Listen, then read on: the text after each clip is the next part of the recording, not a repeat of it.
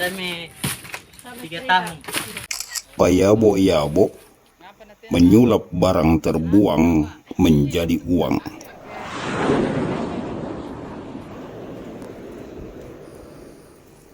Ketika kita mendengar kata payabo, maka orang-orang dari daerah lain atau suku bangsa lain tidak akan paham apa yang dimaksud dengan payabo itu. Kata-kata payabo akrab terdengar di masyarakat Kota Makassar, Sulawesi Selatan, yang berarti pemulung. Pemulung yang dimaksud adalah orang-orang yang pekerjaannya mengais-ngais sampah, mengumpulkannya untuk kemudian ditimbang dan dijual. Sampah-sampah yang dikumpulkan oleh payabo-yabo ini adalah benda-benda yang bisa didaur ulang atau dijual kembali untuk memperoleh penghasilan guna menafkahi keluarga atau memenuhi kebutuhan sehari-hari. Berapa tahun nih? Ada mie 3 tahun. Oh, 3 tahun. Di kota-kota besar seperti Makassar ini, pemulung atau payabo-yabo telah menjadi salah satu mata pencaharian masyarakat urban. Mereka pun membentuk komunitas tersendiri. Tidak diketahui secara pasti kapan komunitas payabo ini mulai terbentuk, namun kelompok-kelompok payabo secara realita memang ada dan terbentuk secara khusus di kota-kota besar, seperti di Kota Makassar. Mereka hidup berkelompok-kelompok di sudut-sudut kota.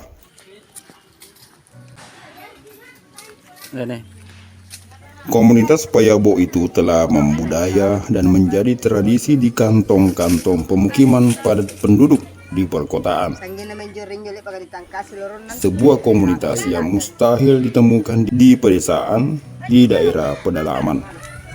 Profesi payabo dikerjakan oleh sejumlah orang dari berbagai lapisan umur, mulai dari anak-anak sampai orang-orang yang telah sepuh, baik laki-laki maupun perempuan. Nengkas Singh, salah seorang payabo yang ditemui metrodetik.com di wilayah Bontoramba, Kecamatan Taman Rea, Kota Makassar. Pak, atas nama Pak Gasing, kait burung-burungnya simpan di pohon-pohon kayu. Pria asal Pangkep ini memenuhi kebutuhan keluarganya, yakni seorang istri dan 4 orang anaknya, dengan berprofesi sebagai payabo atau pemulung sampah. Iya. Ya. Jadi berapa penghasilan tak satu hari, Pak Gasing? Enggak tentu nih yang. Oh, enggak tentu. Oh, jadi ini becata ini. Oh, Dari komunitas payabo ini kita dapat memetik beberapa pelajaran bahwa sungguh mencari sesuap nasi di kota besar itu sangatlah berat. Dalam sehari, seorang payabo hanya mampu mendapatkan uang rata-rata sebesar Rp10.000.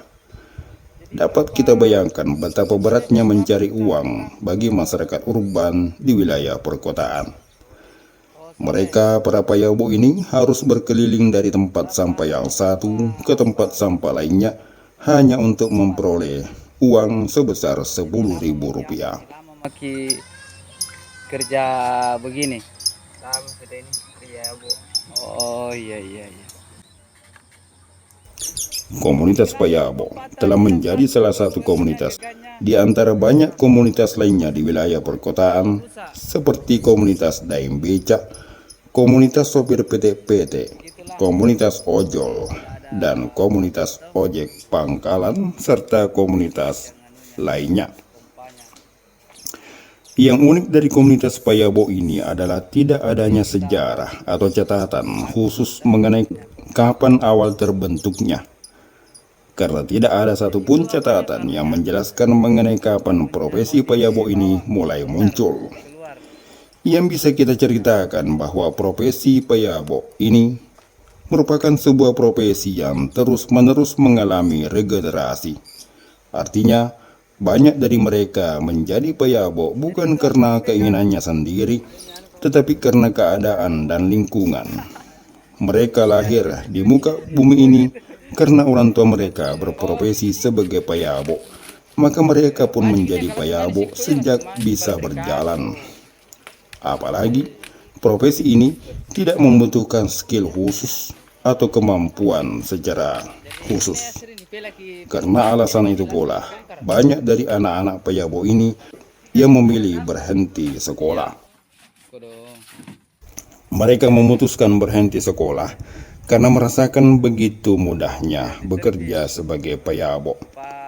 Cukup berkeliling dari tempat sampah ke tempat sampah lainnya, mengumpulkan berbagai jenis sampah plastik, sampah kardus, sampah kertas, dan berbagai macam bentuk sampah yang dapat didaur ulang atau langsung ditimbang kemudian mendapatkan uang. Sehingga mereka pun memilih profesi sebagai payabo, sebuah profesi yang mudah dilaksanakan, yang mudah dikerjakan, bahkan oleh anak-anak kecil sekalipun. 10.000, kadang 2.000, kadang 20. Biasa kasih mama juga. Untuk beli beras. Iya. Oh begitu. Iya. Beli beras di. Jadi berapa bulan kita berhenti sekolah?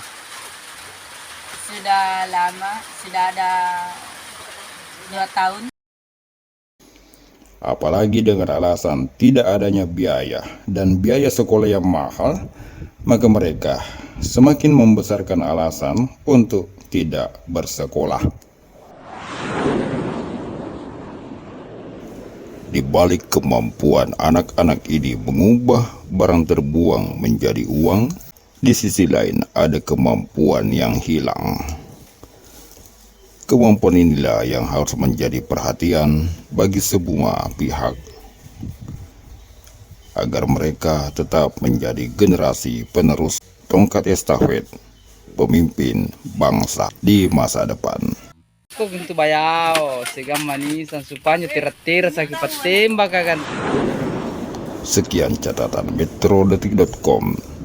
Terima kasih dan sampai jumpa.